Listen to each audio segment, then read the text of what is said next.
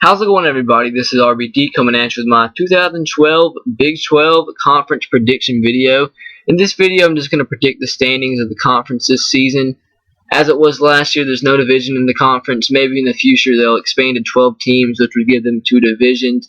But right now, it's just a 9-team conference. Well, actually a 10-team conference, rather. So I'm just going to go ahead and get at it. Just going to list them 1 through 10. First, I got Oklahoma, Texas, TCU, West Virginia, Kansas State, Texas Tech, Oklahoma State, Baylor, Kansas, and rounding out the 10, I got Iowa State. The one that I'm not so sure of that in my prediction is West Virginia. They can either be pretenders or contenders. They have the talent to actually win the conference next year. But you really don't know because of the competition that they played last year. You say that, yet they played Clemson and just whacked them in the Orange Bowl by like 95 points.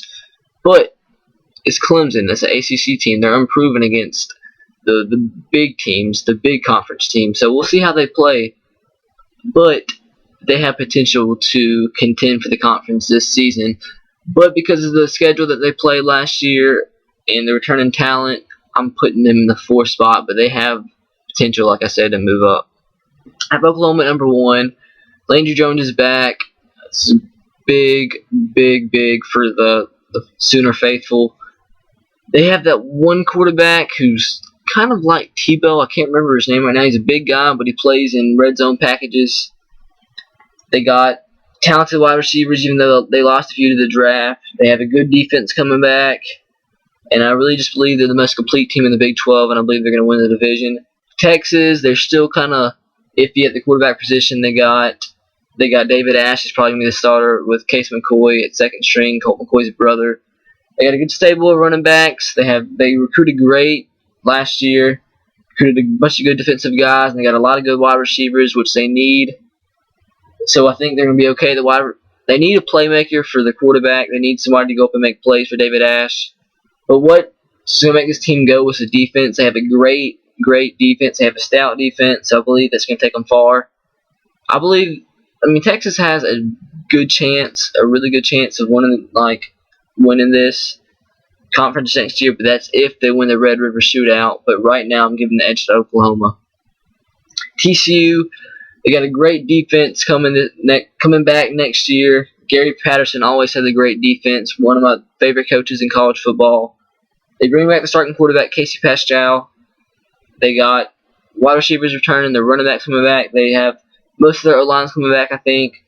And they had a really good season last year. They knocked out Boise State, which most college football fans thanks them because we didn't have to hear that Boise State crap going to the national championship. And as an Alabama fan, I'm really glad they were undefeated, so we didn't have controversy there. But yeah. And I already talked about West Virginia. And in the 6th spot, Kansas State. They also, I believe, they have the potential, like West Virginia, to go up in the conference this year. Colin Klein, their quarterback, is one of my favorite players in college football. He plays the game like you picture a perfect person playing college football. He's probably the toughest quarterback in the country, one of the toughest players all around in the country. Plays like with a running back mentality, but has the quarterback skills. If his passing game can progress this year, he can take Kansas State really far. Brought them to the Cotton Bowl last year, even though they lost to Arkansas, but they just play scrappy.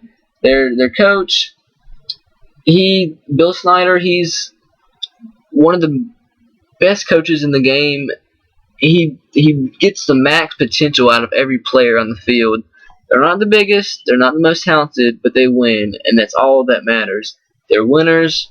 He recruits a lot of JUCO players, but they're successful, and that's all that matters. So that Kansas State, number 5. Texas Tech, they bring just about every player back. Mediocre season last year, but you saw how good they can be against Oklahoma when they upset Oklahoma. And when I watched that game and realized that they have just about every player coming back next year, I was convinced Texas Tech can actually compete for the Big 12 next year.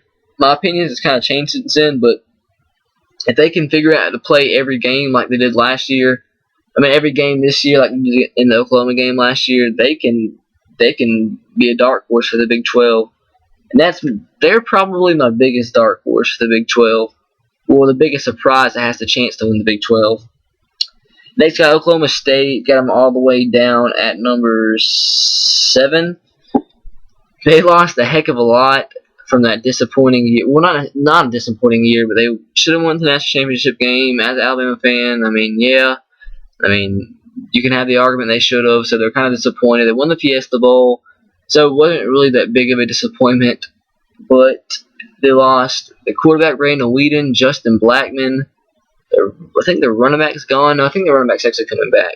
Lost two O-linemen, a lot off their defense, so this is gonna be a rebuilding year for them. We're gonna see how their quarterback can come in and play and take over for Brandon Whedon.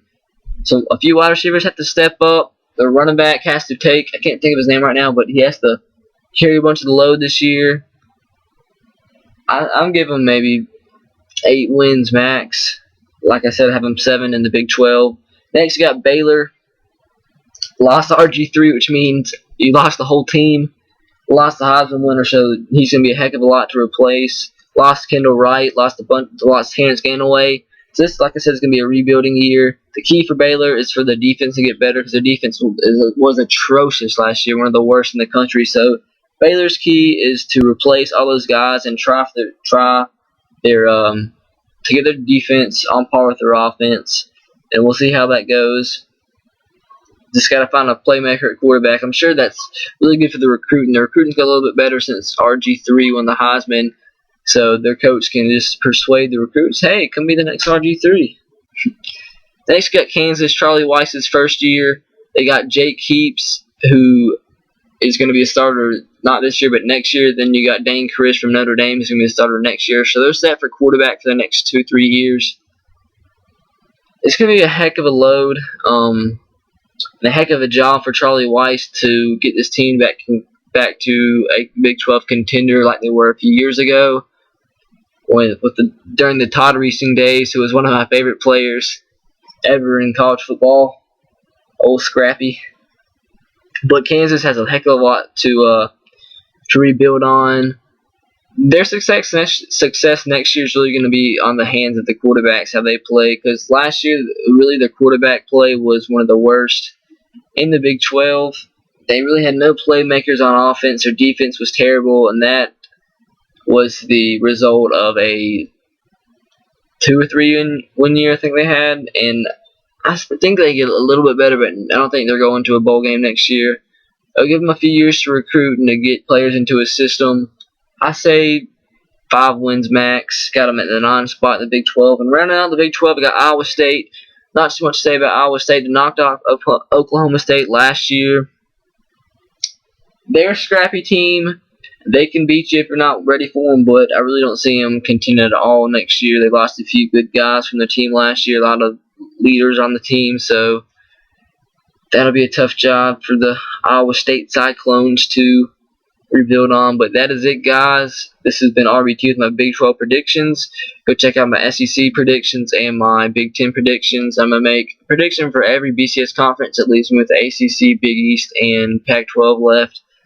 I might get them out in the next few days, so be looking out for that. Remember, this is just an opinionated video. You either agree with it or disagree with it. And let me know if you do. Just give me some feedback. Let me know. Be looking out for the next prediction videos, and I'll talk to you guys in the future. Roll Tide, go Sox, and go Titans. See ya. Have a great day.